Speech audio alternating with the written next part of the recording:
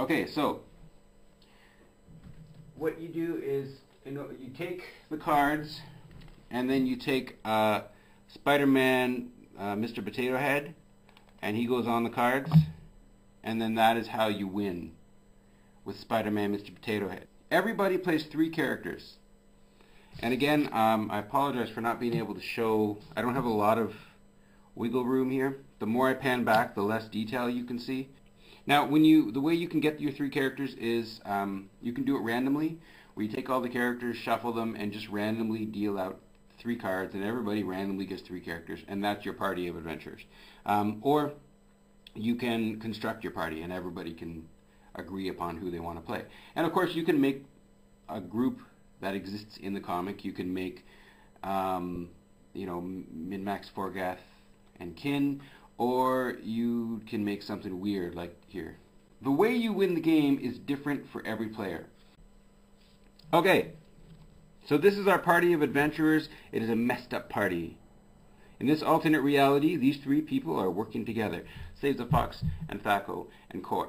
Okay, so you look at the quest tokens, 4, 3, and 4. So you add them up. Every character has, they have their own quest token number, and that's your starting. That's what you start at. Now, everybody wins the game by getting rid of their quest tokens. Each character gets rid of a quest token in a different way. Like, for instance, I'm playing Core, and it says remove a quest token whenever Core wins a combat challenge. So anytime he wins combat against another character, I get to get rid of one of these. For Thaco, we've got remove a quest token whenever Thaco helps a party overcome a memory encounter. So if Thaco is involved with overcoming this particular encounter, which again is going to be very different in the finished version of the game, it says memory, so you would get rid of a quest token. For a Fox, remove a quest token whenever Saves a Fox helps a party overcome a tradition encounter. So there we go, there's the N word. That one's got tradition. Each encounter has a different theme to it. Some of the cards have temporary art that is going to be changed. Like this, that is a temporary picture of Fumbles. It is one of my least favorite drawings I've ever done in my life. And that, I can promise you, that's not the art that's going to be on the finished card. Some of them, they're fine. I think that's a good picture of Thaco. The picture of Kin, that's not the picture of Kin we're going to go with. I really don't like that picture of Kin. Her hair looks weird and her head is too big. We're going to use a better one. But anyways, remove a quest token whenever Kin helps another party overcome an encounter. So if Kin helps another player, because you can help other players. You're in an encounter, another player is getting his butt kicked, you can leave him to twist in the wind and say, ha ha, sucker. Or you can help him or her. If Kin is involved in helping the other party, you get rid of a quest token, because she's helpful, because she's nice. Every player has 3 different ways to get rid of quest tokens. Now, that doesn't mean you have to do all 3.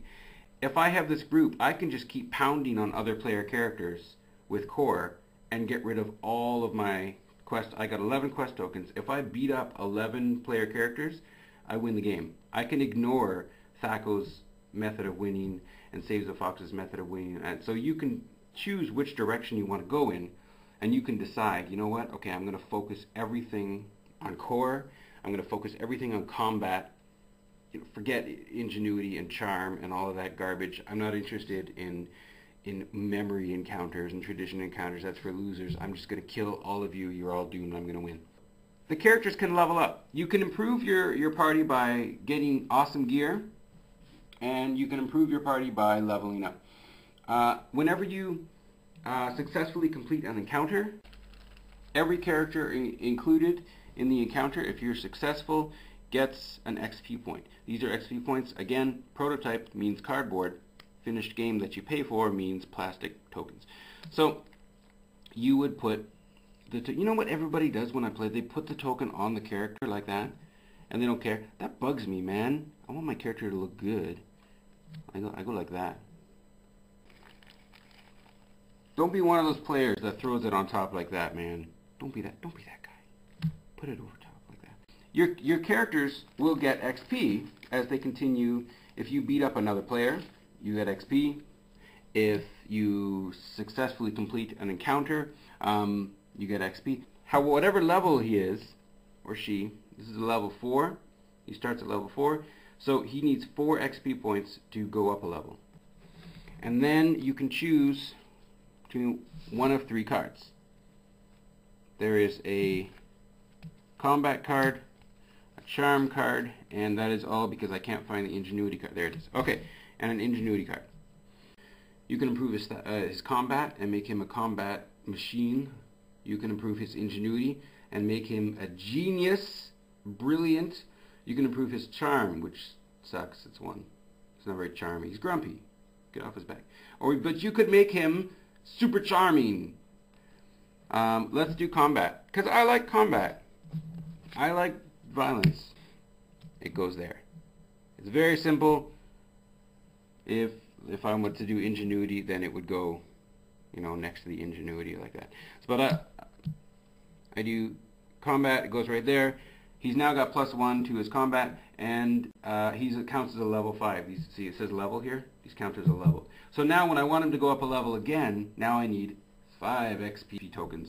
Let's go into loot. This game is very big on being able to push your party in the direction you want them to go. There are 6 piles of treasures. Face up. When you defeat a challenge, you would get XP, and you get 7 gold. Pick anything that's at the top level.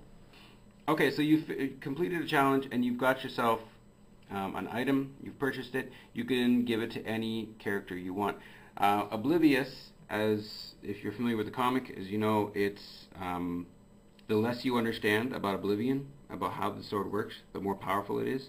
Oblivious gets -X combat equal to this character's base ingenuity. So obviously this is best for min-max. He's got a 0 ingenuity, so it's adds 6 to your combat, which is crazy. Like that's insanely powerful for min-max. It really is. If you were to give it to Kin, who's very smart and has a 5 ingenuity, well, this sword has a -5, so it actually only offers +1, so it's less powerful for Kin. So you want the dumber characters to have it. So I don't want to give to Core because he's got 4 ingenuity. I'm going to dump everything on Thaco. We're going to make Thaco into a killing machine. So it's -3, so this only adds a +3. So 4 + 3, so he's got a 7 combat right now. And there we have a leveled up Thaco with wielding Oblivion. You can pass items to other characters there's a preparation phase of the game, and during the prep phase you can move stuff around between characters, which is very valuable because items can be stolen. It's difficult to steal an item from somebody else's character, but it is possible to do that. The higher a character's ingenuity, the better they're going to be at stealing something. So this is why you can play Good Guy Kin, who remove a quest token whenever Kin helps another party overcome an encounter. If Kin is helping, you can win the game that way. Or you can say, I don't want to remove quest tokens with her. I'm going to take advantage of her high ingenuity and just use her as a thief. And she can be this evil thief that steals all your gunk. So if you're worried that Kin's going to take the Oblivious, you can give it to Saves the Fox. And then send Thaco in to deal with Kin.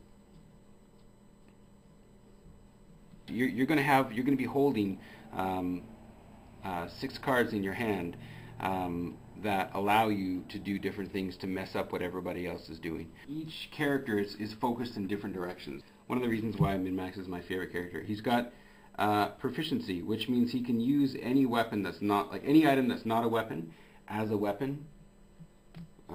Let's say he's got bread. You can play this card.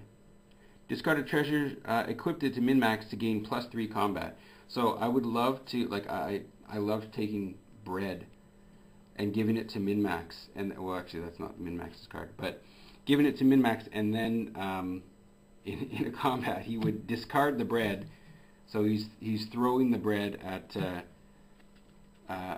other guy for +3 combat.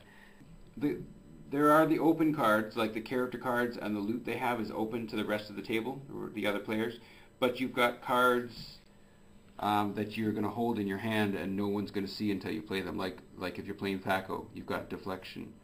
The combat is styled different for each character. Big Ears is also very combat oriented, but he's got his style of play is not, I mean, naturally it's not very underhanded. He starts with a really high charm, but he's got some really good combat oriented action cards. Like, he can heal people, like that's pretty awesome. So let's say these are your 3 characters. You have a deck of action cards for each character. You've got names cards, dice cards, and Forgeth cards. And you would take those, and you also get a bunch of party cards. Everybody has that. So you've actually got 4 decks when you start out with. 1 representing each character, and then 1 representing your generic, like your general party cards. And then you're going to take all 4 of those decks and you shuffle them together. And so that's your action card deck. So when you draw a card, you draw it from your specific party deck. And then if you're playing Complaints of Names, you can use Skeletor. Skeletor is part of your group, and then he has the power of Skeletorness.